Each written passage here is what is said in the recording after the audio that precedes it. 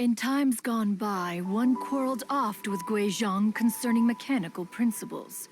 We each had our ideals, and neither would yield. Under the pretext of a social gathering, one invited the impartial Rex Lapis to judge the quality of our creations. But Rex Lapis declared that Guizhong's Obscuro Vulpus mechanism was superior. Though one was too proud to acknowledge it, in one's heart, one knew that Guizhong was indeed the superior talent in the mechanical arts.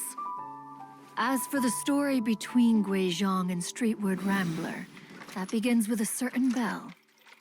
In Guizhong's opinion, while mechanisms were no substitute for human composers, they were yet capable of producing simple but fine melodies. But Streetward Rambler believed music to be an expression of the soul, an emotional enterprise that could never hope to be replicated by machinery. They argued endlessly, until one asked Rex Lapis to intercede. He confiscated the bell and designated it for ceremonial use. Thereafter, one would often find them convening in the mountains, discussing music, mechanics, and all the affairs of the mortal world. But these good times were not to last. War broke out between the gods, and soon engulfed the Guili Plains. Guizhong was overpowered by the enemy, and fell in battle. When Streetwood Rambler and I arrived at the scene at long last, all that remained among the ruins was her lifeless body. After this, at Streetwood Rambler's request, Rex Lapis granted her the cleansing bell for safekeeping.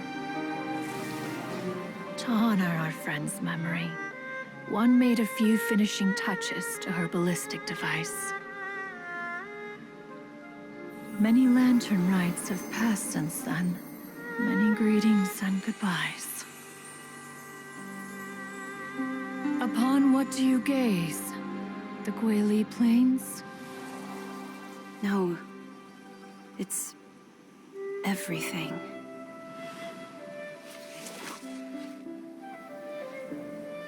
We think of human life as like a lantern that's lit one minute and extinguished the next.